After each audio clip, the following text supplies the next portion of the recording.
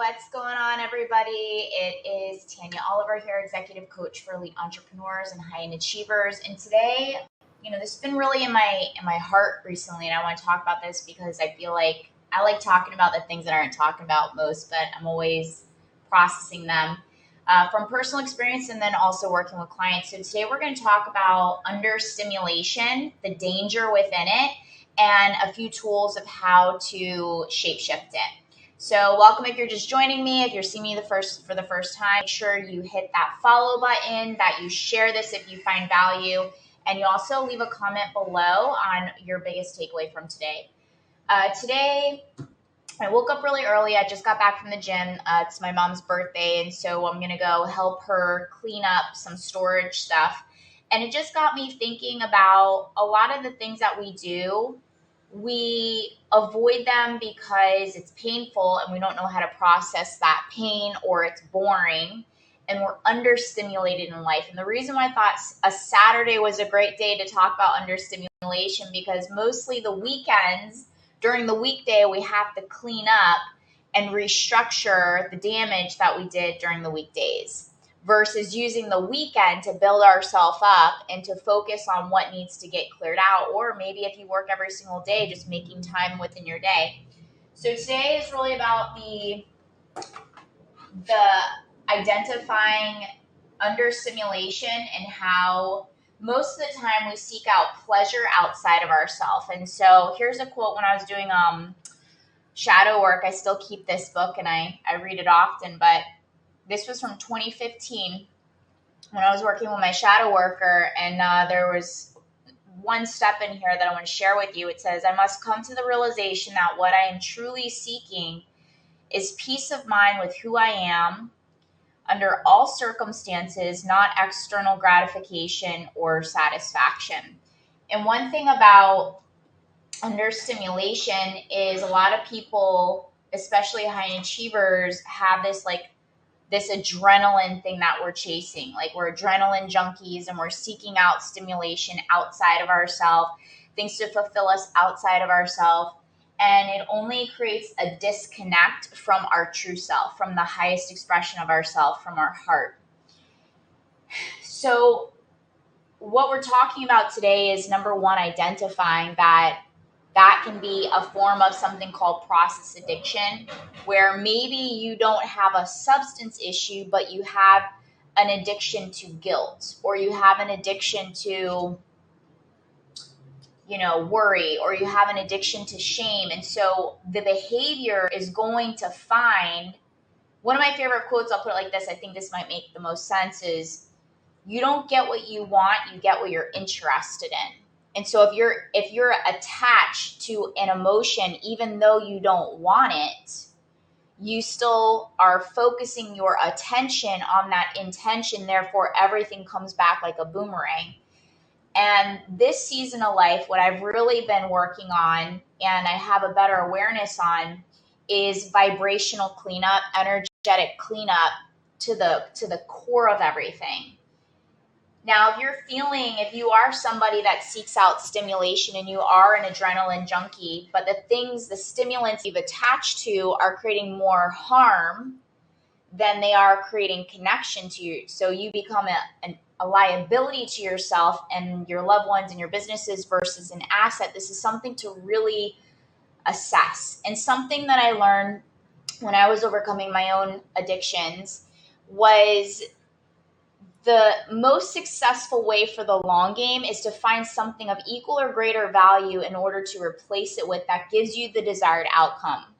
So everything in life is going to have a consequence. We just have to be okay with, if I do this, then I'm going to own that outcome.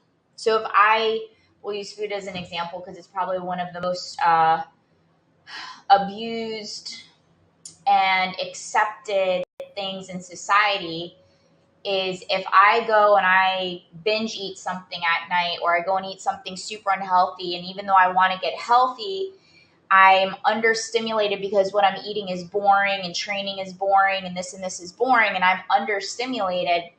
This is going to create stimulation, me kind of just saying, F it, I'm going to like have fun and everybody else is having fun and I'm going to just go and do that, then the outcome, the consequence is, okay, you can do whatever you want, but then you're going to have to deal with outcome. And that's really what a consequence is the outcome of a behavior and a decision. And it's only really on you until you take full ownership that that was a decision and this is a behavior I've been operating in, and I changed my mind.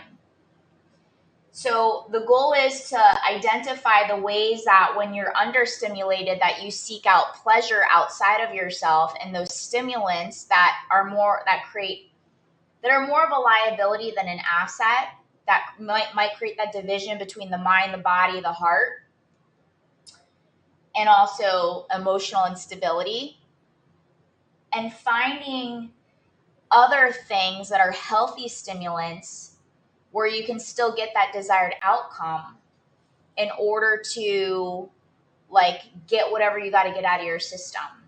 One thing I was working on with clients is they would go out and like drink on the weekends and completely binge drink. And then what was desired was to live a healthy lifestyle. And because money wasn't an issue, which is go overspend money, like disrespect money, spend money on stupid stuff, get over intoxicated, overeat, and then start back on Monday because the person had multiple businesses to run, would end up just feeling like poop.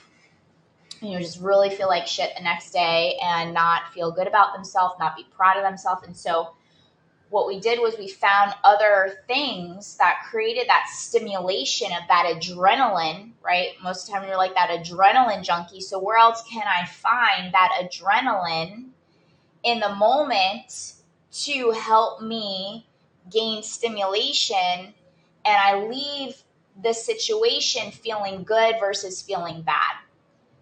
A lot of this stuff is super simple. It's just not easy. And it's also having a game plan and a way to process impulsive behavior.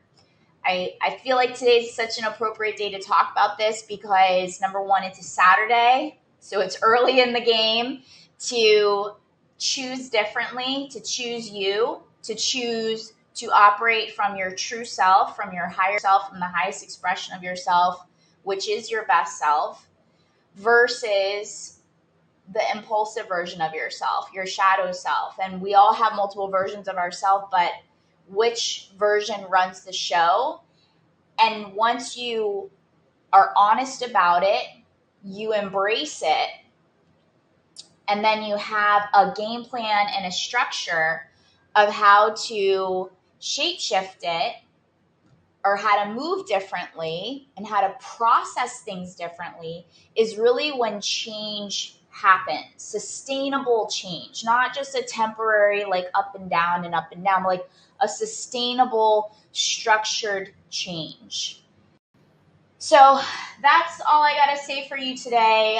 If you love this, go ahead and follow, share, drop your comment below. And also, we've got plenty of programs available if you're interested in getting support, because having a strong ecosystem and a strong lineup is going to be so critical to having that sustainable change and bringing that awareness. Nobody great has ever done anything alone. I've never done anything alone. And one thing I will leave you with this, which I've been speaking openly on when I speak on stages, is every once in a while, I think this topic is time appropriate for this story, is 2 years ago when I was in a really dark space and I was suicidal. I was doing everything healthy because I had made a decision. Everything comes down to making a definite decision. I said, okay, I'm gonna still be here. I'm making that decision, and I'm gonna be here, and I'm gonna heal from this traumatic experience without numbing myself, without hurting myself, and without hurting others. And I was going to yoga every day. I was training. I had a workout partner. I said, please just show up. I don't want to talk. I had 2 people that I was working with for mindset and therapy. I had another person that I was working like my body. So I was working my body, my mind, everything to build the new. And I was doing yoga. and I was working and nobody really knew what was going on except for the people that I chose that were qualified and skilled to know what was going on. And in that moment in time, I remember I needed something so intense. I need something so intense, such an adrenal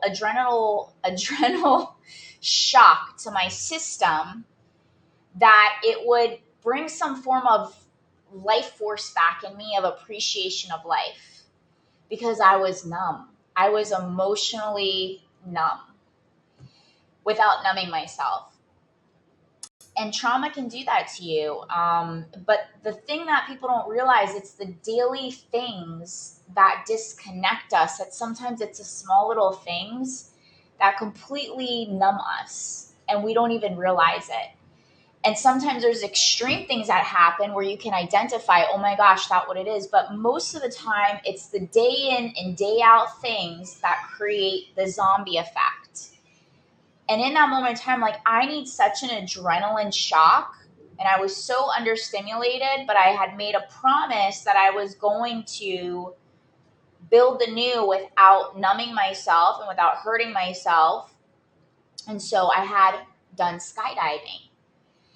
And I was trying everything else. And I swear, if you know me, you know that I said, if you would have asked me before 2 years ago, I'd be like, I will never skydive in my life. I am an earth sign. I am to the ground. Skydiving, never. But when I was contemplating suicide, I said, yeah, this is definitely time appropriate. Needing something of an extreme of an adrenaline that is outside of myself that was still healthy, where I can feel like I have some form of life force again. And I was doing all the things that at one point in life brought me joy, like salsa dancing. I was still showing up to those stuff, my workouts in the morning, my salsa dancing, my rollerblading. I would go do beach walks. I would, like within my time frame within work. And nothing was working. And I was like, I can't, if I'm going to be here, I need something extreme. And I say that, not that your life is going to be an extreme case scenario or like something's going to, happen. I don't wish anything bad on anybody, but there are moments in time where things are time appropriate to be able to have an arsenal of tools to know when to pull them. And if you're in a space of you're feeling zombied out or you're feeling understimulated, instead of harming yourself or looking for things that are creating you to be more disconnected, that's not living. That's not living life on purpose. And so I want to challenge you today to maybe just spend some time in a space of writing out things that might bring you back some type of vitality or life force in ways to bring you more of a deeper connection to yourself versus a deeper disconnect. So I love you guys. If you need any support, just leave me a message, send me a DM. If you're looking for one-on-ones, I still have I have 2 open slots that I only have a certain amount of time where I take a certain amount of clients.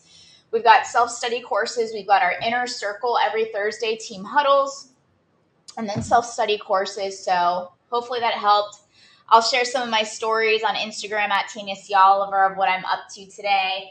We're about to roll up our sleeves and clean up some past mess cleanups. And remember, everywhere you go, there you are. So clean up whatever's bothering you, do what you got to do, and find things that are healthy for you. Healthy stimulants, healthy things for that adrenaline. All right. See you guys later. Remember to look, feel, and show up in your day as your best self. And I'll see you guys later or in my stories. Bye.